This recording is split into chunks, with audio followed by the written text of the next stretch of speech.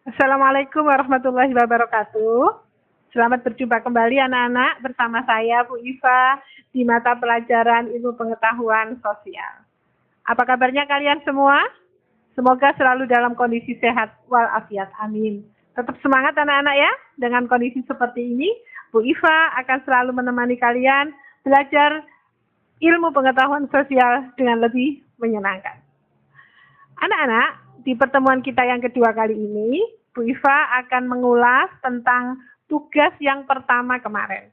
Di tugas pertama kemarin, Bu Iva sudah memberi tugas kepada kalian. Saya suruh menyebutkan tentang persebaran benua dan persebaran samudra yang ada di permukaan bumi. Kenapa Bu Iva memberi tugas kalian seperti itu?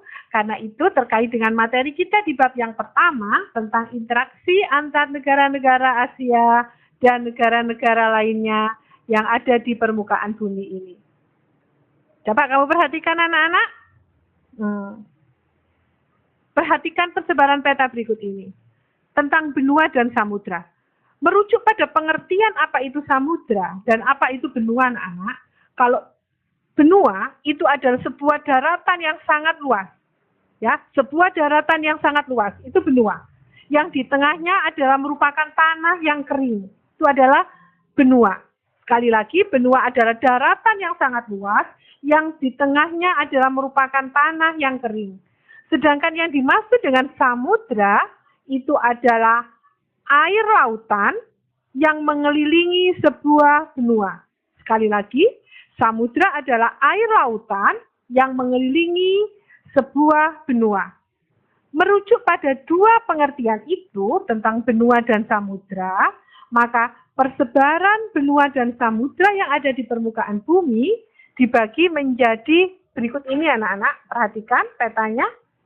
Ada 6 benua dan ada 4 samudra. Sekali lagi, ada 6 benua dan ada 4 samudra. Benua-benua tersebut yang pertama adalah benua Asia. Ini benua Asia. Kemudian benua Eropa, benua Afrika, benua Australia, benua Amerika. Ini adalah merupakan sebuah benua anak-anak, walaupun nampaknya dia ada di utara dan ada di selatan, tapi sesungguhnya ini adalah sebuah kesatuan benua. Dan yang terakhir yaitu benua Antartika. Ini adalah benua yang tidak berpenghuni karena dia berada di belahan kutub selatan. Ya, dan selanjutnya yaitu ada samudra, persebaran samudra yang ada di kutub utara. Ini adalah samudra Arktik. Kemudian samudra Pasifik. Nah, Pasifik ini kenapa dia ada dua anak-anak? Kenapa samudra Pasifiknya ada dua? Iya, betul. Karena bumi kita kan bulat. Sehingga kenampakan bumi, permukaan bumi jika dalam bidang datar, akan nampak seperti ini. Ada dua. Samudra Pasifik. Kemudian ini adalah samudra Atlantik. Dan yang terakhir yaitu samudra Hindia. Nah, ini adalah persebaran benua dan samudra. Jadi jika diringkas akan seperti ini anak-anak. Kalian kemarin sudah menyebutkan ada beberapa macam benua dan samudra. Memang kamu di awal belum tahu materinya. Sekarang sudah tahu. Jadi ada 6 benua dan ada 4 samudra yang ada di permukaan bumi ini. Bisa dilanjut anak-anak ya? Oke. Nah, sekarang kita kupas satu persatu. Yang pertama adalah di benua Asia. Kamu perhatikan betul-betul anak-anak persebaran negara-negara yang ada di benua Asia. Mulai dari Asia Barat, ini adalah negara-negara yang ada di kawasan Asia Barat, sampai dengan Asia Timur, ada di Asia Tengah, Asia Selatan, sampai dengan Asia Tenggara. Ya, sekali lagi, ada di Asia Barat, Asia Tengah, Asia Timur, Asia Selatan, dan Asia Tenggara. Ini adalah persebaran negara-negara yang ada di benua Asia. Kita lanjutkan. Karakteristik di benua Asia. Benua Asia adalah benua yang terluas di dunia. Di benua Asia terdapat banyak gunung-gunung besar, pegunungan besar. Di antaranya ini anak-anak yang ditunjukkan, yaitu pegunungan Himalaya. Selanjutnya, ada banyak dataran tinggi. Dataran tinggi ini adalah permukaan dengan tinggian 700 di atas permukaan laut. Ini dataran tinggi anak-anak. Bedakan dengan yang di dataran rendah, awas salah kalian. Kalau dataran rendah ini diapit oleh pegunungan. Nah, ini dataran rendah yang ada di benua Asia. Ada dataran rendah Siberia, dataran rendah Hindustan di India, dan dataran rendah El-Hasa di Arab Saudi. Ini ada banyak, tidak hanya ini anak-anak, masih banyak lagi contoh-contoh. Ini hanya di antaranya yang terkenal. Selanjutnya, sungai. Ini sungai-sungai besar yang ada di benua Asia. Di antaranya yang nampak pada gambar adalah Sungai Huanghe atau Sungai Kuning. Kenapa disebut Sungai Kuning? Karena sungai ini membawa arus aliran tanah yang berwarna kuning. Ya. Endapan yang berwarna kuning sehingga disebut sebagai Sungai Kuning. Ini. Sungai Huanghe selanjutnya yaitu sumber daya alam yang ada di Asia. Jangan ditanya, jangan diragukan lagi anak-anak. Di Asia banyak terdapat flora dan fauna yang beraneka ragam. Hasil pertaniannya juga melimpah di kawasan Asia Tenggara utamanya sebagai pemasok padi. Kemudian di Asia Selatan, India, Bangladesh. Nah ini hasil pertaniannya melimpah. Perikanannya juga, apalagi di Jepang anak-anak. Jepang terkenal ada dua arus panas dan arus dingin yang ada di Jepang. Di situ tempat bertemunya ikan-ikan. Sehingga Jepang itu hasil pertanian, hasil perikanannya melimpah. Ya anak-anak ya. Selanjutnya pertambangan. Juga ini. Pertambangan utamanya ada di Asia Barat. Mulai dari Irak, Iran, Kuwait, Arab Saudi, Uni Emirat. Walaupun di Asia Tenggara beberapa juga ada seperti di Indonesia dan di Brunei Darussalam. Timahnya, batu baranya, melimpah juga hasil pertambangannya. Pariwisata. Indonesia terkenal dengan Bali. Di Thailand apalagi anak-anak wisatanya wah macam-macam. Di Korea Selatan, di Jepang, Singapura, Tiongkok. Ini sangat menarik para wisatawan-wisatawan dari benua lain untuk datang ke Asia. Karena wisata yang ada di benua Asia luar biasa. Selanjutnya, tentang sumber daya manusia. Sepertiga dari penduduk dunia ada di benua Asia dengan tingkat pertumbuhannya 1% per tahun. Masih tergolong rendah anak-anak ya, walaupun ada salah satu negara di benua Asia dengan penduduk terbesar di dunia. Negara mana itu? Iya, negara Cina. Indonesia juga termasuk ya, negara dengan penduduk yang paling banyak di dunia. Ada di benua Asia juga. Ini komposisi penduduknya anak-anak, persebarannya 24% berusia di bawah 15 tahun, 64% antara 16 sampai 60 tahun, ini usia-usia yang produktif, karena di usia-usia antara 16 sampai 60 tahun, ini adalah usia sekolah, usia pekerja, masih besar ya, dan 12% usianya lebih dari 60 tahun, ini sudah berusia lanjut. Nah. Kualitas penduduknya. Kualitas penduduk di benua Asia anak tergolong bagus.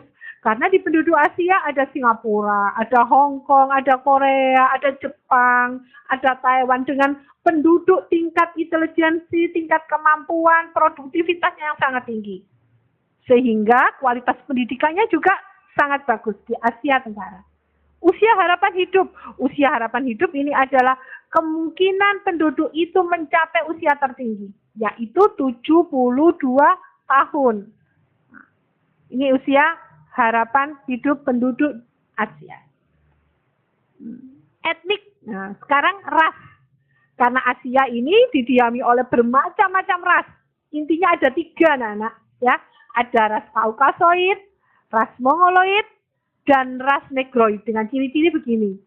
Seperti apa ras Kaukasoid itu? Perhatikanlah, ini ras Kaukasoid. Orangnya tinggi-tinggi, berkulit kuning, bermata belok, berhidung mancung. Ada enggak kalian yang seperti ini? Ayo. Nah, Kemudian ini adalah ras Mongoloid. Ras Mongoloid ini bermata-mata sipit yang gemar drakor. Orang Jepang, orang Korea, berkulit kuning, bermata sipit, berhidung mancung. Nah, ini adalah ras-ras Mongoloid. Selanjutnya ada ras Negroid. Ras Negroid ini kulitnya hitam, rambutnya cenderung berombak atau keriting. Lihat anak-anak, siapa ini yang kenal? Oh, betul. Ini adalah Presiden Amerika Barack Obama yang pernah menjabat sebagai Presiden Amerika ya anak-anak ya. Dia beras Negroid. Nah, di Asia Tenggara ada biasanya di Papua. Ini rasnya rata-rata adalah ras Negroid di negara kita anak-anak ya.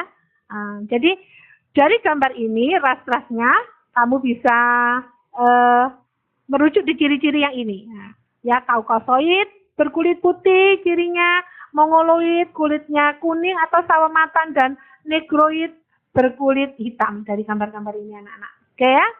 Nah, selanjutnya tentang agama penduduk.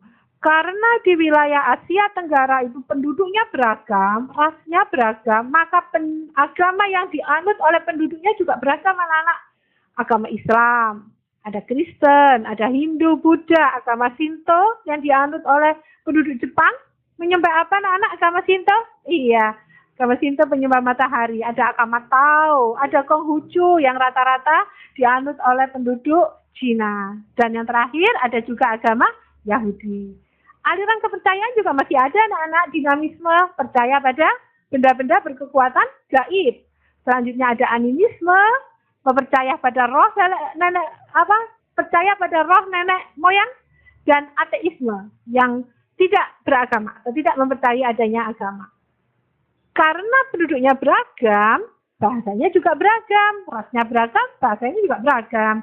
Ada bahasa Melayu, Arab, bahasa Cina, bahasa Urdu, Jepang, bahasa Inggris, Perancis, dan lain sebagainya.